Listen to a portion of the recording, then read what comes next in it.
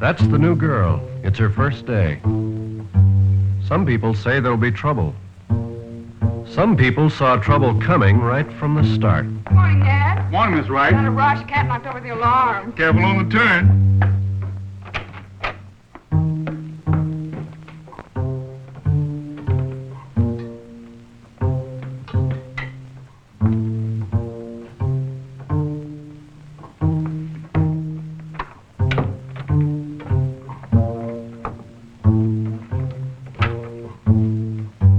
Good office management begins at home. You're late. Guilty, sir. You'd better hurry. My coffee's probably getting cold. No wonder I love to get up in the morning. I've got such a nice boss to look forward to. Incidentally, did you see the urgent note I left on your pad last night? Top policy meeting at 9:15? Yes. Mr. Dennis got back from Washington late yesterday, and he called the meeting after you'd gone. Thanks. This must be the new government contract. Was there any explanation? I tried to finesse some information from his secretary, Beth. But she's as informative as a quiz program. Okay, I better get going. Have some hot coffee waiting for me. Yes, sir. Good office management begins at home. They'll quit. First one, then another.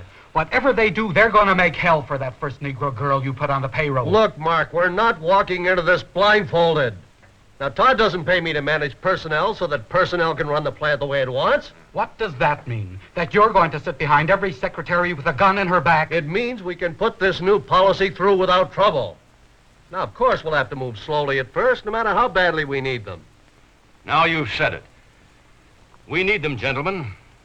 The Negro represents a labor force that hasn't even begun to be tapped. How about it, Kurt? Your department's been crying for help. Think we can make it work? Maybe. Works in the shop. Negro and white hands work side by side. We don't have any trouble. Well, how was it when you started? Not bad. There was a lot of talk about trouble, but the union was on our side that time. They called a meeting, and by the time they were through, there wasn't any opposition. Those were men, Kurt. They worked with their hands. How about women? Women are different. I think we're asking for trouble. Just what is it we are afraid of? Bad publicity? Money? Or are we maybe raising problems to hide our own prejudices? Look, Lyle, I don't think I'm a bigot. Lyle didn't say that, Mark. And I don't think I'm a man of prejudices. At least not any that I'd let interfere with profits. My department is sales. I'm mostly on the outside, and the man I sell the product to doesn't care what color the girl is who types up the bill. So because I'm on the outside, I get around. I hear stories. What kind of stories? Strikes? Slowdowns? Trouble, that's all. Let's call it morale. A lot of white girls just don't want to work next to a Negro girl, whether you like it or not. Well, now I'll tell you something. I'm not running for election, and I'm not going to run scared. No 20-year-old stenographer is going to tell me how to run my business. I've just come back from Washington. I met there with the President's Committee on Government Contracts. Believe me, it was no tea party between me and the committee. They were talking business. Since when is the President's Committee running Dennis Industries? We're not talking just about Dennis Industries when we talk about this. We're talking national policy. That's not new. We've had it ever since World War II. Under the President's directive, no company can deal with the government, can get a contract, unless its policies are clearly non-discriminatory. But don't we employ Negroes on the production line? That's not enough. As long as we set up a color line at the front door of the offices, or any line for that matter, we are discriminating. Aren't we also responsible to the stockholders? We can't afford... We can labor- afford anything our competition can. If we can't, we don't belong in business. From this meeting on, our policy will be to hire every person we need strictly according to ability. If you want to set an example, put the first Negro secretary in my office. Nope. Not on your life, Todd. And have 12 girls quit because we're giving away one of the most worked-for jobs in the organization? Now, that would be discrimination. Just the same, I feel sorry for the first girl you hire. She'd better be strong. You're right, Kirk. She's got to be hand-picked. She's got to be so likable that any white girl with a chip on her shoulder will think twice before she starts any trouble. And so efficient that any man she works for will consider himself lucky. You know, I think the announcement of policy ought to come from your office, Todd, not just from personnel. We want every single person in this outfit to know that you're behind it, down to the last typist in the pool. Every girl working here should be made to feel that she's involved in putting through this new policy. Right. Is that it? That's about it. I gotta get going. I'll go over the new policy with you at my office. It's still just talk.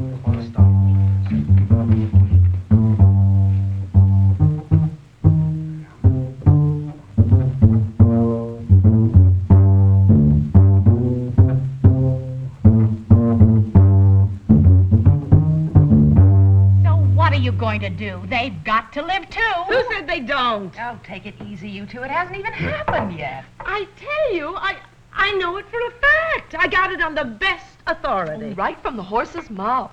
Well, go ahead, laugh. Maybe you won't think it's so funny when one of them's sitting at the desk next to you, or at your desk, maybe. That I wouldn't wish on anybody. Hi. What's the joke? Some joke. The voice of doom here, spreading her usual morning cheer. Yes, and this morning she's colorblind. Very funny. She's got some very confidential information on the best authority. I tell you, it's going to happen. It sounds terrible. It is. Oh, we're all going to lose our job. Not so loud. I happen to need my job. Me, I'll quit first. Well, what would we do without you? Oh, probably invite my replacement down here. Marge, what's he talking about? Oh, you know Ella. She claims they're going to start hiring some Negro office help around here. So what? So if they do, I quit. You're kidding. Go ahead, Kit. You tell them. Me, they laugh at. Kit, you don't mean that. Yes, I do. Don't misunderstand me. I haven't got anything against them. Take Ned, the guard at the door, for instance. We're good friends, and I like him. But that doesn't mean that I want him or his sister working in the office with me. Girls, I don't bother them, and they don't bother me. That's the way I mean to keep it. Where are you working now, Mary? Lane's. At least I was this morning. I might not be this afternoon if I don't get back pretty soon. Mr. Graham should be free in a minute. He told you what he wants to talk to you about? All I know is he said, how would I really like to go to work? And could I drop around to the Urban League on my lunch hour? Have you any idea? Put these books away, please, Miss Thompson. I'm sorry I kept you waiting. Won't you come inside? It'll only take a few minutes. Well, good luck. Thanks. Has Miss Thompson been filling your head full of tall tales?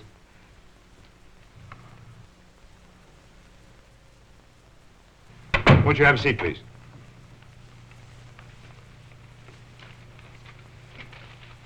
Cigarette? Now, let's see. You've been working in Lane since you got out of high school, right? And now you've graduated from secretarial school. Must be pretty rough working during the day and going to school at night, isn't it? I think it was a little harder on my family than on me. They had to listen to my complaining. Well, it looks like it might have been worthwhile. How would you like to go to work as a secretary at Dennis Industries? You want the truth, don't you, Mr. Graham? Oh, certainly. I'd give an eye tooth to work as a secretary. But at Dennis Industries, I'm not so sure. Oh, you're afraid maybe you're not quite good enough yet, huh? No, that isn't the reason. I'm more afraid they wouldn't want me at Dennis. Well, someone does. They called me. I didn't call them. Mr. Graham, we're not talking about anything that's secret. They've never hired a Negro girl. Everyone knows that. It's not that they discriminate, it's just that they don't hire us. Maybe things are changing, Mary. Don't misunderstand. Oh, I'd love to work at Dennis. And I do want a job as a secretary. And I could handle it. I know you could. I've checked your records. You have every qualification you need.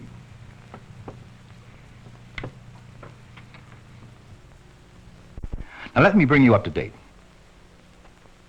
Last week, the personnel department of Dennis got in touch with every employment agency in town. It told them that beginning immediately, Negroes were to be hired on the Dennis office force. Really? Yes, really. They also called up the Urban League and asked us to help them over the hurdle. Sounds as though they're serious. They are serious.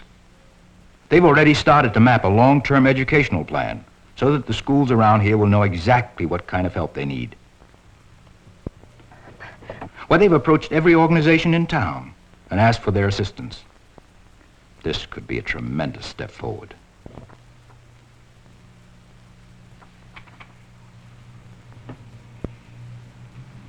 But what about me? Suppose I do go up for the job. The personnel department can't make the people like me. They can't tell the other girls that, well, That you're as good as they are? No, they can't. But they can give you every chance to show you are. Mary, right now they need us. And we certainly need them. If we don't take the chance when it comes along, it may not come along again. We have everything to gain. You have everything to gain. and nothing to lose except a job. And about 10 feet of pride. It's a funny thing, Mary. Once someone offers you a choice, you can't ever go back to the way it was before.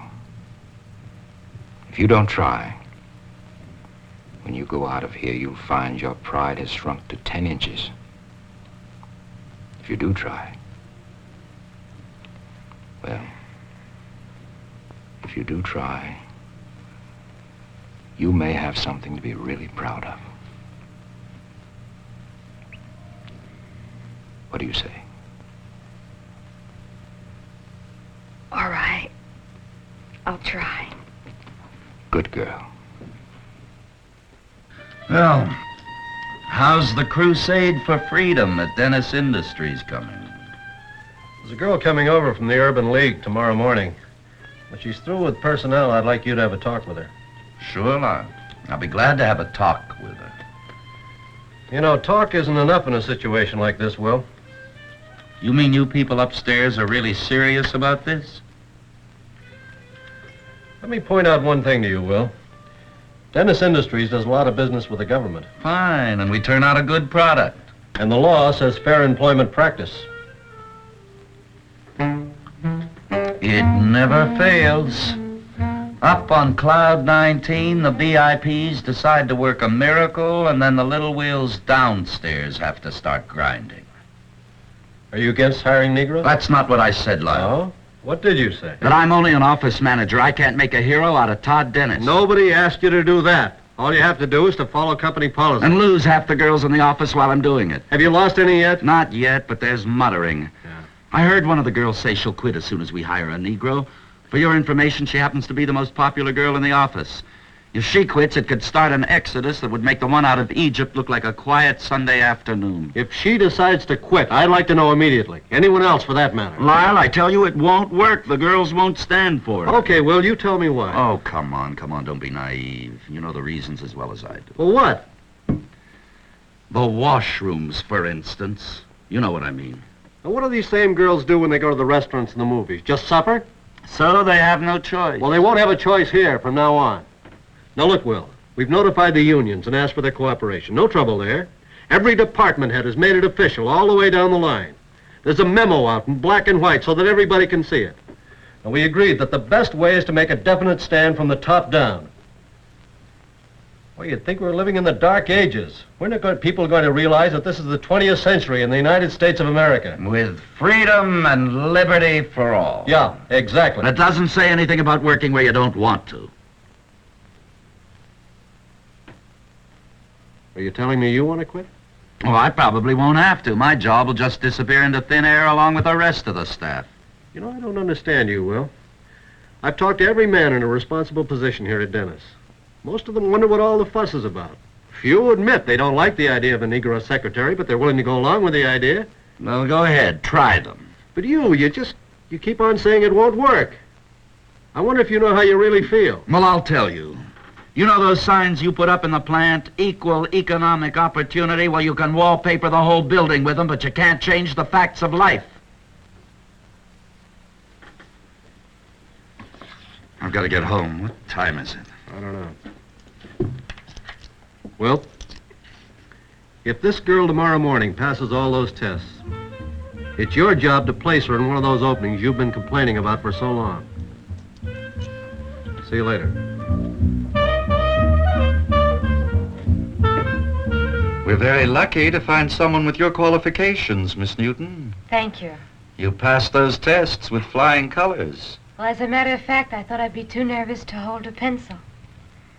All that's left is the physical, just routine. I'll have my secretary fix an appointment with the medical office. Kit, would you just alert the medical office that Miss Newton will be down in about half an hour? And now you'd better meet the man you'll probably be working for. Mr. Nelson, may I ask you a question? Would it be possible for me to have an assignment in the accounting department? Why? Well, to tell the truth, there's a girl in there from my class at high school. We're not friends exactly, but I thought it might make things... Miss Newton, as a new employee at Dennis, I think you ought to know our rules. We don't give favors. We don't give preferential treatment. I'm sorry, I just thought it would make... We stick to our word. Every employee is treated solely on his merits, for better or for worse. Oh, I see. And now I'll take you down and introduce you to Mr. Harden. As soon as I can. You have to wait, that's all I can say. All right, goodbye. You the gentleman who's been complaining about the lack of office help? You don't get someone to sit at that desk pretty soon, you'll have to dig me out from all this paperwork. I have somebody for you right now. You better have 4 hands. She's 22, graduate from secretarial school, honor student, conscientious, loyal, eager to work. Go on, I don't believe it. She's outside. Would you like to meet her? Sure, bring her in. And tell her to have her pencil sharpened so that we can get started. Miss Mary Newton, Mr. Kurt Harden. I think you'll find your work cut out for you. How do you do? How do you do?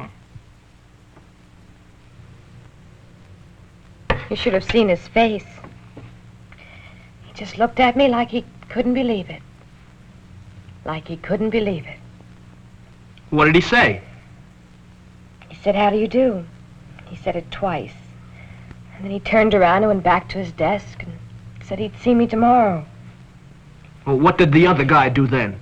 Mr. Nelson? Yeah. He smiled like there was some sort of a joke. And then he took me down to the medical office. Did anybody say anything about you being the first colored girl in the office? They didn't have to. You could see it in their faces. The way the girl in Mr. Nelson's office looked at me. Maybe you just imagined all of it. Well, that's a crazy thing to say, Mama. Why should she imagine it? It's the truth. You just don't understand. Yes, I understand.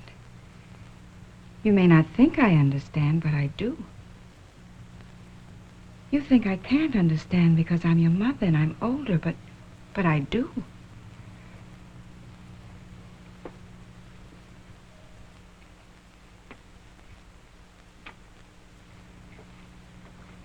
What you're going through isn't new. When I was a young girl, I had to leave high school to get a job. I would have given anything to work in a shop, but it just wasn't done where I lived. Nobody ever heard of a nigger working in a shop where white girls and white women came in to buy things. So I got a job cleaning house. And I cleaned house and cried at nights until I got married. Maybe my mother had something she wanted very bad and couldn't have and cried about all night. I don't know. But now I have you children. And I've watched you grow up and finish school. And now Mary's working in a shop and crying her eyes out because she can't work in an office. Well, maybe she can work in an office. And if she can, I don't want to see her throwing away the chance because she's afraid. Maybe those people hate her. Maybe some of them do. And maybe she's imagining a lot of it, dreaming up trouble to hide her fears. And if this is the way it is, then she's got to find out. And the only way to find out is to go to work tomorrow. Or else, when she has her own kids, she's going to have to watch them get hurt and cry and be afraid.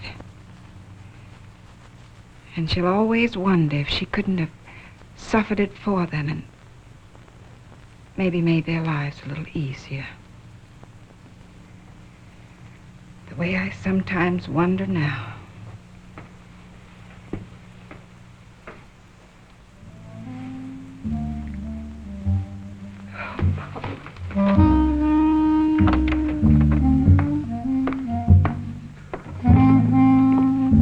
Good morning.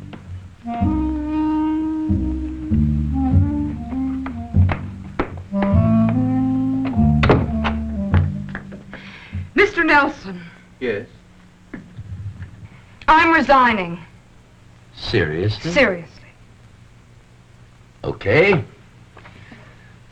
I appreciate your getting here on time to tell me. You know exactly why I'm quitting.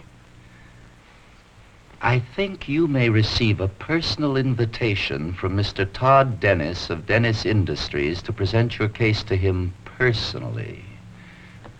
That it should come to this. Tell him I'd like to see her right away. Let's squash this. And get Lyle Ross on the phone. Oh, Beth. May I ask you a personal question? Of course. Where do you stand on all this? You've heard the policy discussion. How do you feel? Well, honestly, Mr. Dennis, I wonder where everybody's been. I mean, doesn't anybody in this company read the newspapers or go to the movies? I think it's about time we woke up. You can be a great help to us right now How? by giving the new girl a chance. By making sure that she gets a chance. You mean by being especially nice to her? No, not especially nice. Just plain, ordinarily nice. Common, garden variety nice. You have a certain amount of prestige here. Use it. Well, I wouldn't want the other girls to think I was doing it just because I was the Now, boss. look. Don't you start being frightened, too. Think about it. It's not an order. Just a random comment on humanity.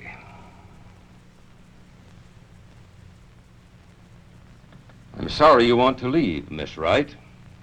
Up to now, you've been an asset to the company. I'm sorry too, Mr. Dennis. Up to now, I've enjoyed working here. I suppose you'll be looking for another job. In a plant that doesn't hire Negroes, of course. In a plant that doesn't hire them to work in the office with me. Well, that's going to be more and more difficult. I think you understand my position. I know your position. I don't understand it. It's not difficult to explain. I know. I've heard it all before. Surely you don't expect us to adjust our policies to meet your approval? Frankly, I'd rather not work than to work under your new policy. Rather not work.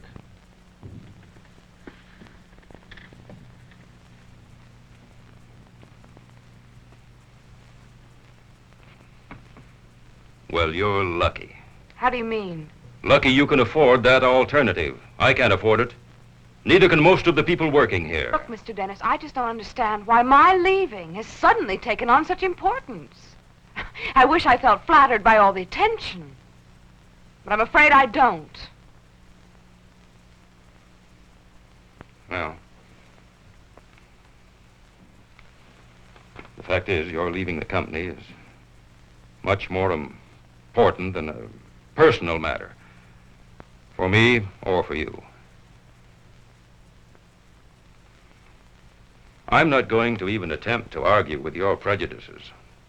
I know that in a few minutes here, I can't change whatever has made you think the way you've been thinking for a lifetime. But if you don't mind, I'd like to put the shoe on the other foot. You're a popular girl here, probably with good reason. What you do, quitting that is, may set an example for a lot of other girls who can't afford your independence. I'm responsible for this company. That means I'm responsible to the stockholders, to the people working here, to myself, even to the whole country, indirectly. And it's too late to crawl back into a shell. I'm afraid I don't understand, Mr. Dennis. Miss Wright, What, Mr. Dennis? I'm going to ask you to stay on here at Dennis, in spite of how you feel. To give this girl, to give yourself even a chance to find out if we're right.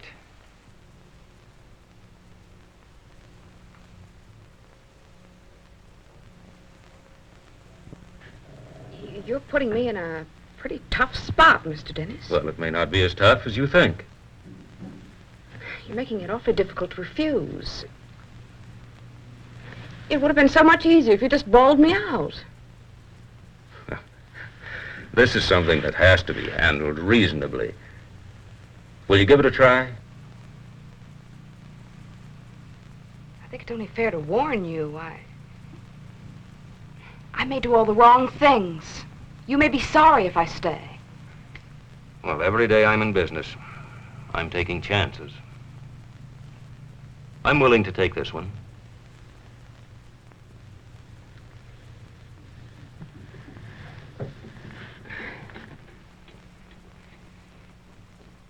I'll think about it, Mr. Dennis.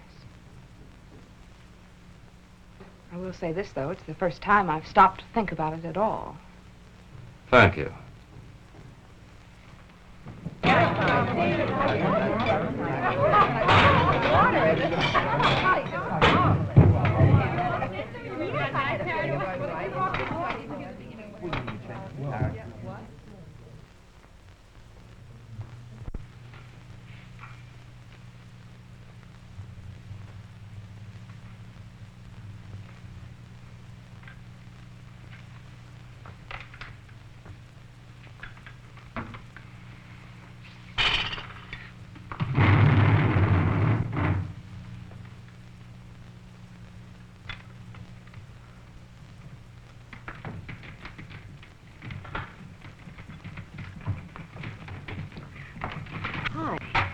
I'm Miss Merrill. Hello, Mary. The secretaries usually meet over here. Won't you join us?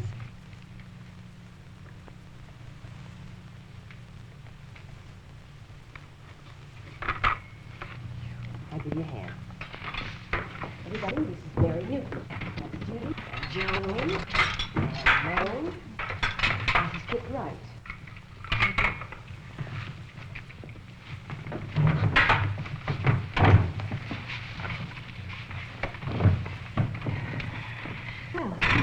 What department are you in?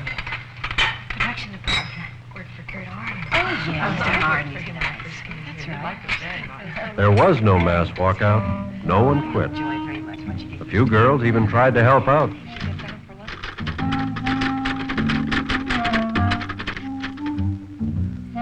Resentment turned to curiosity.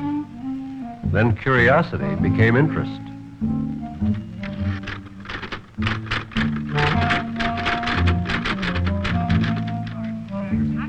In time, Mary was no longer the new girl, and new girls no longer meant trouble. So we all settled down again to the difficult business of making a living.